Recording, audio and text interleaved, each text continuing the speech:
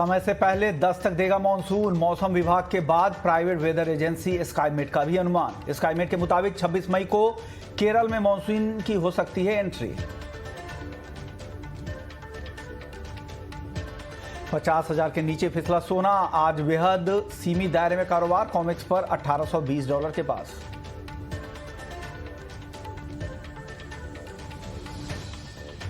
कल की भारी गिरावट के बाद आज चांदी में खरीदारी फिर से गायब हुई। एमसीएक्स पर चांदी 58,900 के आसपास। इंडस्ट्रियल मेटल की चीन में मांग घटने से चिंता।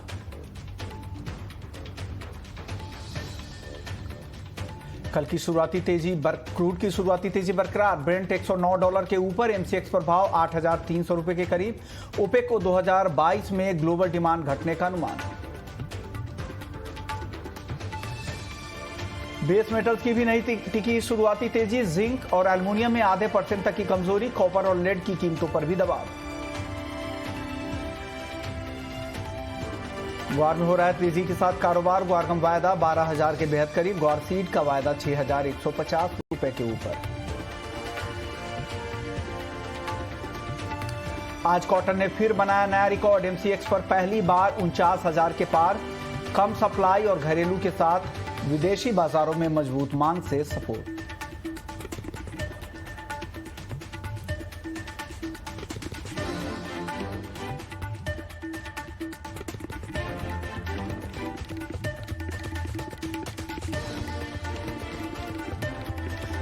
नमस्कार, स्वागत है आपका कमोडिटी निवेश में, जहां हम आपको कमोडिटी से जुड़े तमाम सवालों के जवाब देते हैं। साथ ही कमोडिटी मार्केट में ट्रेडिंग रणनीति बनाने में भी हम आपकी मदद करते हैं। आपके पास कोई भी सवाल है तो पूछिए।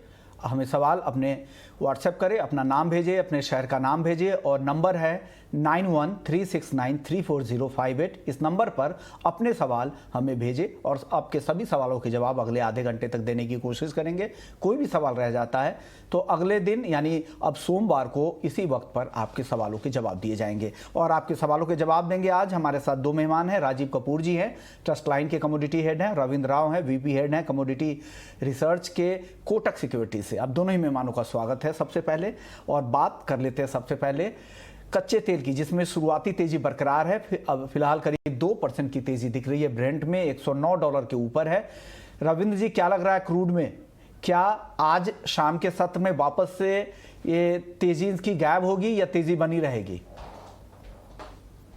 गुड इवनिंग विश्व मोहन। मेरे हिसाब से कंटिन्यू रहना चाहिए, क्योंकि हमें लग रहा है कि 8,500 से 8,450 से 8,500 तक के लेवल्स क्रूड में आज के सेशन में पॉसिबल है। अगर ओवरऑल देखें तो क्रूड अभी भी एक ब्रॉड रेंज में ट्रेड कर रहा है। अगर इंटरनेशनल नाइमेक्स प्राइसेस देखें तो $110 अपर बाउंड है और लोअर बाउंड अराउंड $98-99 का है। तो नीचे से हमने एक अच्छा खासा बाउंस बैक देखा है क्रूड में।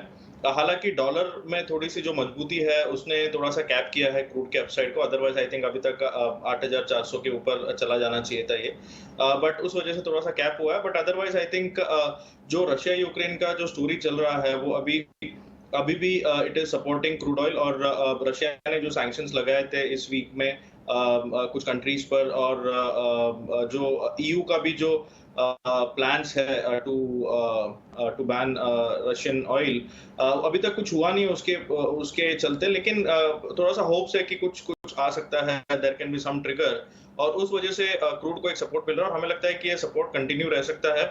इसीलिए आई थिंक अगर इसमें डिप आता है towards 8,250 8,270, I think it's a good buying opportunity. 8,200 का एक स्टॉप लॉस होना चाहिए। इमीडिएट टारगेट जो हम देख रहे हैं 8,500 का है, but overall I think it will be in a broad range और थोड़ा सा वोलेटाइल हो सकता है इवनिंग सेशन में। ओके, ब्रॉड रेंज में रहेगा क्रूड। तो क्रूड को लेकर आपका आउटलुक क्या है? राजीव जी, क्या टारगेट देख रहे हैं क्रूड में अभी? नमस्कार विश्वमोहन जी, मुझे भी लगता है कि क्रूड में आज रैली कंटिन्यू रहनी चाहिए। डेफिनेटली डिमांड प्रोस्पेक्ट्स बाकी कंट्रीज की तरफ से कम लग रहे हैं, जैसे चाइना की तरफ से, प्लस इंटरेस्ट के बढ़ते हुए क्रम के कारण भी थोड़ा प्रेशर कमोडिटीज में देखा है। बट मुझे लगता है कि ऑयल को रशिया यूक्रेन का जो प्रीमियम है लगातार अभी तक मिल रहा है और आगे भी लगता है मिलता रहेगा अगर ये युद्ध कंटिन्यू रहता है। तो थोड़ा डिप आया आज इंट्राडे में अराउंड 82-80 के आसपास खरीदारी के लिए ऑयल को चुना जा सकता है। 81-80 का स्टॉप लॉस मेंटेन करना चाहिए। पहला टारगेट इसमें हमें 8440 रुपये लगता है और उसके बाद फिर 8500 के आसपास लगता सकता है। 8550 विश्वमोहन जी अभी तक एक इम्पॉर्टेंट रेसिस्टेंस की तरह एक्ट कर रहा है, तो 8550 के आसपास डेफिनेटली एक बार बाई पोजीशंस जरूर अनवाइंड करनी चाहिए। जब तक बाजार 8550 के ऊपर बंद नहीं करता है तो मुझे लगता है कि जो अपर कैप रहेगी वो 8550 रहेगी। चलिए अब मॉनसून की खबर की सबसे पहले बात कर लेते हैं। हमारे साथ दो खास मेहमान हैं। के सती देवी हैं, साइंटिस्ट हैं आईएमडी से, और जीपी शर्मा साहब हैं स्काईमेट से। अब दोनों ही मेहमानों का स्वागत है। सती देवी जी, क्या लग रहा है मॉनसून को लेकर? क्या मॉनसून वक्त से पहले मॉनसून की दस्तक हो सकती है केरल में? मानसून ऑनसेट के बारे में हम लोग आज उनका फोरकास्ट जारी किया है, अभी कर दिया है। तो हम लोग ये साल में monsoon onset over Kerala earlier than normal expect कर रहे हैं। और हमारे फोरकास्ट के अनुसार monsoon onset over Kerala is likely to be on 27th May with a model error of ±4 days. This is the forecast issued by IMD today. Okay, यानी 5 दिन पहले मॉनसून की एंट्री हो सकती है मैम? या okay, see 27th May, but please remember it is always error, हम लोग बोलते हैं ±4 days. ओके, 4 डेज का एरर भी हो सकता है। 4 डेज का ± हम लोग मॉडल एरर हमेशा देता है। सती मैम, एक सवाल और होगा, क्या अगर मॉनसून की जल्दी एंट्री हो सकती है तो क्या आगे जाके इसकी रफ्तार कम पड़ेगी? क्योंकि इस तरह का अनुमान लगाया जा रहा है जो आसानी साइक्लोन है उसकी वजह से मॉनसून की रफ्तार तेज हुई है। तो हो कहीं अगर मॉनसून की एंट्री तो जल्दी हो जाए, फिर बाद में कहीं जून में रफ्तार फिर से धीमी हो जाए, क्योंकि पिछले कुछ साल ऐसा देखने को मिला है। एक्चुअली देखिए, मानसून ऑनसेट अभी साइक्लोनिक होने के वजह से क्या है, monsoon current is cross equatorial flow होता है, तो उनके वजह से वो क्रॉस इक्वेटोरियल फ्लो बहुत स्ट्रांग हो गया है। और अंडमान सी में हम लोग अराउंड 20 बोलते हैं, we are expecting monsoon to arrive over Andaman sea also around 15th May। ये भी अर्लियर है। बट एक चीज याद रखना। बोलिए मैम। हेलो। हाँ बोलिए। इधर मानसून आप बोले remaining part of the country के बारे में बोल रहे हैं क्या? वो ऐसा नहीं है, मानसून ऑनसेट जल्दी हो गया उसका मतलब ये नहीं है पूरा एंटायर कंट्री में अर्ली हो जाएगा। वो आगे जाने के लिए उसको मानसून करंट को आगे लेके जाने के लिए कुछ सिस्टम फॉर्मेशन होना चाहिए and special continuity of rainfall होना चाहिए। ये सब उसके ऊपर है आगे कैसे जाएगा। But monsoon onset over Kerala is very important because that is the we consider it as one of the major शुरुआत होता है ना, इसलिए मानसून ऑनसेट ओवर केरला के बारे में हम लोग फोरकास्ट देते हैं। मैम आप बने रहिए। एक सवाल स्काईमेट के से हमारे साथ जीपी शर्मा साहब भी है। शर्मा जी, सबसे पहले स्वागत है आपका ईटी नाउ स्वदेश पर। सर, आप लोगों का भी अनुमान 26 मई को केरल दस्तक दे सकता है मॉनसून। क्या लग रहा है, क्या मॉनसून की एंट्री अगर जल्दी होती है तो क्या जून के मिड तक क्या फिर से रफ्तार धीमी पड़ेगी, या इसी रफ्तार में तेजी से बाकी जगहों पे देश के बाकी हिस्सों में भी मॉनसून की रफ्तार तेज रहेगी? मॉनसून की रफ्तार देश के भागों में उसका इससे कोई लेना देना नहीं कि मॉनसून कौन सी तारीख को ऑनसेट होता है। इसी तरह जैसे अंडमान सागर में अगर 15 तारीख को मॉनसून आता है, उससे कोई लिंक नहीं होता कि उसके साथ केरल में कब आएगा। Okay, these are two independent events. Onset date monsoon, जैसे हमने स्काईमेट ने बताया, 26 मई को संभावित ±3 डेज मॉडल एरर, हम उसके साथ जाएंगे। बाकी देश के भागों में कब पहुंचेगा उसके बारे में हम जरूर उसका अनुमान जरूर लगाते हैं, बट अभी उसमें समय है। जब मानसून के आने के समय हो जाएगा केरला में तो उसके बारे में भी जानकारी दी जाएगी, लेकिन बिल्कुल सटीक जानकारी उसके बारे में जानना इस स्थिति में उसका अभी वो संभव नहीं है इस स्टेज पर। जी सती देवी जी, अगर पूरे डिस्ट्रीब्यूशन की, देश भर में डिस्ट्रीब्यूशन की बात करें पूरे सीजन के लिए, तो वो किस तरह का रहने वाला है इस साल? तो मानसून में ये साल में सीजनल रेनफॉल कैसे होने वाला है उसके बारे में 14 अप्रैल को हम लोग ऑलरेडी फोरकास्ट देख रखा है। वो नॉर्मल मानसून होने का संभावना है करके हम लोग ने दे दिया है। And quantitatively it will be 99% of the LPA is about 87 centimetre for the season as a whole. तो ये ऑलरेडी हम लोग बोल के रखा है, उनका अभी अपडेट आएगा एंड ऑफ द मई में। तो उसी टाइम में homogeneous region, monsoon core zone, entire country as a whole का अपडेट वो सब उनको आपको उसी टाइम में मिलेगा। ठीक है, ओके, मई के आखिरी हफ्ते में। शुक्रिया मैम, आपने वक्त निकाला हमारे लिए। शर्मा जी, आप लोगों का अनुमान क्या है जून के बाद? किस तरह के, जिस तरह के अब तक के अनुमान थे कि जून जुलाई में अच्छी बारिश होगी, लेटर ऑफ मंथ्स जो अगस्त और सितंबर के जो बाकी के महीने हुए हैं वहां पर मानसून की रफ्तार धीमी होगी, तो ऐसे में डिस्ट्रीब्यूशन जो एग्री बेल्ट है वहां पर किस तरह का मानसून का डिस्ट्रीब्यूशन रह सकता है? स्काईमेट ने पूरे 4 महीने के लिए ऐसा एक अटेम्प्ट जरूर किया है, कोशिश किया है कि हमने मंथली डिस्ट्रीब्यूशन भी दिया है कि कितना रेनफॉल होगा और कितने % होगा सामान्य का। जून और जुलाई शुरू के 2 महीने जो हैं उसका सामान्य से हो सकता है, जून का शुरुआती महीने में सामान्य से ज्यादा भी होने की संभावना है। दूसरा हाफ जो है मानसून का, जिसमें कि अगस्त सितंबर के 2 महीने हैं, उसमें हमारे अनुमान के मुताबिक जैसे संकेत मिले हैं मॉडल से, उसमें थोड़ी वर्षा कम हो सकती है। उसके अपने रीजन हैं जो कि हमने अपनी फोरकास्ट में शेयर भी किए हैं कि क्यों हमें ऐसा अनुमान लगाया जा रहा है कि ऐसे होगा।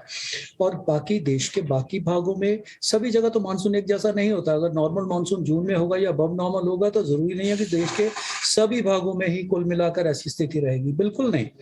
देश के अच्छे से अच्छे मानसून में भी लगभग एंड ऑफ द मानसून 10-15% हिस्से ऐसे छूट जाते हैं जिनमें कि मानसून अच्छा नहीं रहता।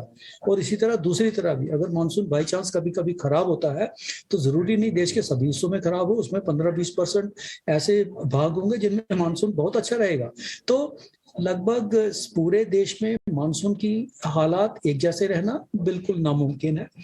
ब्रॉडली हमने अपनी फोरकास्ट में मंथ वाइज भी दिया है, किस महीने में कहाँ पे ज्यादा वर्षा संभावित है, कैसे है। देश के, जैसे हमने कहा कि देश के मध्यवर्ती भागों में जहाँ की जो कि रेनफेड एरिया है, जो वर्षा पे आधारित रहते हैं मानसून वर्षा में, उसमें मानसून अच्छा रहने की संभावना है। जिसमें कि मध्य प्रदेश के भाग, छत्तीसगढ़ कहें या महाराष्ट्र विशेषकर उसकी बात करें, केवल कर्नाटक को छोड़ के जो उसके कुछ भाग और केरल के कुछ भागों को छोड़कर बाकी जगह जैसे मानसून के सभी जगहों में मानसून के अच्छे रहने की संभावना है। इसी तरह हमने नॉर्थ इंडिया का भी दिया है, दैट थोड़ा सा रिस्क जरूर है गुजरात में और राजस्थान के क्षेत्रों में, उसमें है, पहाड़ी क्षेत्रों में थोड़ा है, लेकिन मैदानी भाग जो है, जो एग्री बाउल है, जिसमें पंजाब, हरियाणा, दिल्ली, उत्तर प्रदेश के समेत सभी भागों में ठीक ठीक मानसून होने की संभावना है। हालांकि पिछले कुछ सालों से इन भागों में हमेशा काफी कमी देखने को मिली है, विशेषकर पंजाब और हरियाणा के क्षेत्रों में। तो इस बार कुछ बदलाव ऐसी संभावना है और नॉर्मल के मानसून के साथ साथ अच्छी वर्षा होने की संकेत मिले हैं। जी ओके, शुक्रिया शर्मा जी, आपने वक्त निकाला हमारे लिए और मानसून का पूरी रिपोर्ट दी और किस तरह के अनुमान लगाए जा रहे हैं। और ये साफ है, IMD और प्राइवेट वेदर एजेंसी स्काईमेट दोनों का मानना है कि मानसून की जो दस्तक होगी, जो केरल में जो एंट्री होगी वो समय से पहले होगी। 27 मई को IMD का अनुमान है केरल में एंट्री की और 26 मई का स्काईमेट का। चलिए, इसी पर बात और करने के लिए हमारे साथ पुखराज चोपड़ा है, जाने माने एग्री एक्सपर्ट है। सर, स्वागत है आपका ET नाउ स्वदेश पर। सर, अभी स्काईमेट और IMD दोनों से बात हुई, दोनों एजेंसी दोनों का मानना है कि इस बार मानसून सामान्य रहेगी। हालांकि रफ्तार कितनी होगी इसके बाद, क्योंकि समय से पहले मानसून की एंट्री तो हो रही है, लेकिन बाद के रफ्तार का अनुमान लगाना इस एंट्री से मुश्किल है। लेकिन जैसा स्काईमेट के साइंटिस्ट GP शर्मा बता रहे थे कि इस बार मानसून जितने भी एग्री बेल्ट है, जो पिछले कुछ सालों में बहुत ज़्यादा अच्छी बारिश नहीं, तो वहाँ भी इस बार सामान्य से बेहतर बारिश की उम्मीद है। ऐसे में क्या लग रहा है, क्या एग्री कमोडिटीज के दाम कुछ कम होंगे? क्या आपकी एनालिसिस क्या है सर? जी विश्वमोहन जी, जैसे ही सामान्य मानसून की घोषणा होती है, बाजार उसको रिएक्ट करता है, बाजार में एक छोटी मंदी बनती है। मगर समझदार ट्रेडर इसको 4 भागों में बांट के देखता है। ये जो मानसून की घोषणाएं हैं विश्वमोहन जी, ये न तो खेती की गारंटी है, न सूखे की गारंटी है, न अकाल की गारंटी है। ओके। क्योंकि इसका डिस्ट्रीब्यूशन सिस्टम है वो इतना गड़बड़ रहता है कि आप देखिए, पिछली बार राजस्थान में 11% मानसून की ज्यादा बारिश हुई थी। जो IMD स्काईमेट ने घोषणा की थी उससे 11% ज्यादा बारिश हुई। सामान्य से 11% ज्यादा होने के बावजूद भी खेती को फायदा नहीं मिला। क्यों नहीं मिला? कि उसका डिस्ट्रीब्यूशन सिस्टम इस तरह से था कि पूर्वी राजस्थान में तो इतनी बरसात हो गई कि वहां बाढ़ आ गई, और पश्चिमी उत्तरी राजस्थान के अंदर ये हालात हो गए कि वहां सूखा रह गया। और औसत कुल मिलाकर ठीक होगी। तो खेती से तो वंचित पूर्वी भी रह गया और पश्चिम और उत्तर भी रह गया। तो अब इसको 4 भागों में इसलिए कह रहा हूँ कि मानसून को 4 भागों की दृष्टि से देखना चाहिए। एक पीने के पानी के लिए मानसून, एक खेती के लिए मानसून, एक बाढ़ से बचाव के लिए मानसून और एक सूखे के लिए मानसून। तो मानसून में जब तक ये स्पष्टता नहीं आती कि कहीं अधिक बरसात गिर जाए, कहीं कम बरसात गिर जाए और उसको जोड़ के हम सामान्य मान ले, तो उसका फायदा तो हमें नहीं मिलेगा। न तो किसान को इसका फायदा मिलेगा, न सरकार को इसका फायदा मिलेगा। कि एहतियाती प्रबंध यदि सरकार भी करती है मानसून अच्छा रहने से या कमजोर रहने से, तो वो किस तरह से कर पाएगी। तो अभी ये अनिश्चितता है कि मानसून का डिस्ट्रीब्यूशन कैसा रहेगा। तो जब तक अलग अलग जोन में किस तरह की बारिश रहेगी और कैसा मौसम का बिहेव रहेगा, इस पे डिटेलें जब तक नहीं आएगी तब तक ये संतोषजनक नहीं है। ठीक है, ये खुशी की बात है कि मानसून सामान्य की घोषणा हुई है, पर ये मात्र घोषणा की खुशी है। इस बात की अभी तक खुशी जाहिर करने का कोई कारण नहीं है कि इससे खेती अच्छी हो जाएगी और आने वाली फसलें अच्छी हो जाएगी। तो विश्वमोहन जी, ये एक चिंता का विषय और चिंतन का विषय भी है। ओके फिर पुखरा जी, तो खेती जो एग्री कमोडिटी से जुड़े हुए लोग हैं उनको क्या सलाह आप दे रहे हैं? एग्री कम्युनिटी से जुड़े हुए लोगों को मैं सलाह देता हूं कि मानसून प्रवेश का समय जो है केरल का, उसके बाद में जो आगे बढ़ने की गति है और जिस तरह से खेती के इलाकों में आगे बढ़ता है, जैसे ये खेती का खाने की चीजों के बड़े इलाके हो गए आपके, महाराष्ट्र है, गुजरात है, मध्य प्रदेश है, राजस्थान है, हरियाणा है, पंजाब है, यूपी है, बिहार है। इन इलाकों में मानसून का बिहेव किस तरह से रहता है और अलग अलग इलाकों में जो अलग अलग फसलें होती है, तो जहां अच्छा होता है और जहां अच्छा होता है वहां की जो फसलें हैं उसके बारे में अलग सोचे, और जहां खराब रहता है वहां जो फसलें होती है उसके बारे में अलग सोचे। तो इस सोच के तरीके से आपको ट्रेड करना होगा, उसी तरह से ट्रेड में रहिए आप। ओके। अच्छे मानसून की खबर से आप मंदी का ट्रेंड करें या मंदी के ट्रेंड में आ जाए, ऐसा नहीं है। ओके। और खराब मानसून से तेजी में आ जाए, ऐसा नहीं है, क्योंकि अलग अलग खेतियों पे अलग अलग जो जमीनें हैं उनके अनुसार देखना पड़ेगा। देखिए, अगर से विश्वमोहन जी, यदि राजस्थान में बरसात कम होती है तो यहाँ पे अधिकतम संख्या में पैदा होने वाला जैसे ग्वार है, मोट है, ये जो इस तरह की फसलें हैं उनमें कमी होगी, और यहाँ अच्छा रह जाता है तो इनकी फसलें अच्छी होगी। तो उसको अलग ढंग से सोचना पड़ेगा। बिल्कुल बिल्कुल। अभी पूरी तरह से स्थिति साफ होने दीजिए। जून वगैरह की जो बारिश आ जाएगी, पहले स्पेल की बारिश देखिए, फिर उसके बाद आप डिसीजन लीजिए। हाँ, जी। ओके, शुक्रिया सर, आपने वक्त निकाला हमारे लिए। चलिए वापस से, अब काफी सवाल आ चुके हैं, कई दर्शक सवाल लगातार भेज रहे हैं। पहले दर्शक मनन मवाना है, मवाना से मनन है, सोने का आज का टारगेट जानना चाह रहे हैं। राजीव जी, क्या टारगेट दे रहे हैं सोने के लिए इनको?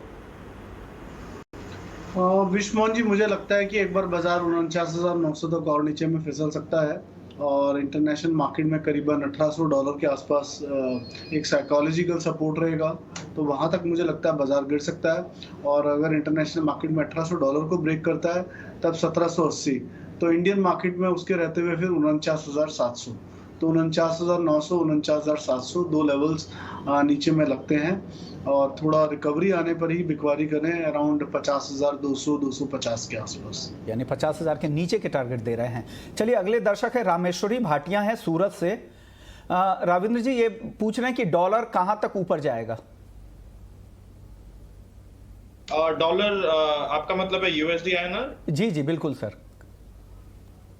जी, यूएसडी आईएनआर देखिए, पॉसिबिलिटी है कि एक बार 77, 70, 77, 80 का एक रेजिस्टेंस ले, वहां तक तो लग ही रहा है, उसके आसपास ही है। 77 बहुत क्रूशल है, जब तक कि 77 ब्रीच नहीं करता, आई थिंक ऊपर के सारे लेवल्स आ सकते हैं, लाइक 78, 50, लेकिन 77 अगर 77 या 70 थोड़ा सा एक बफर लेके 76, 90 के नीचे अगर ये क्लोजिंग आ जाता है, तो फिर हो सकता है कि एक हम इसे टेम्पररी टॉप के जैसे देख सकते हैं, और हो सकता है नीचे में 70-50 तक आए।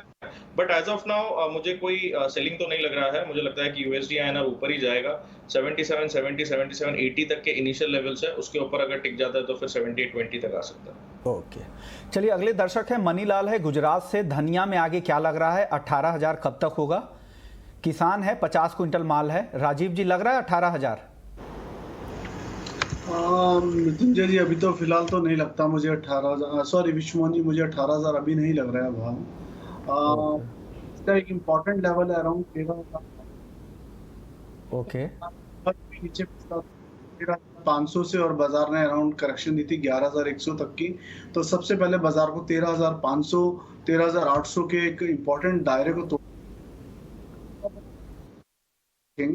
फिलहाल तो ऐसा लगता है कि बाजार थोड़ा और नीचे खिसक सकता है अराउंड 11,500 तक। राजीव जी, एक सवाल पवन हिसार का है। जून कॉटन केक वायदा का टारगेट जानना चाह रहे हैं, क्या टारगेट आप देख रहे हैं जून कॉटन केक में?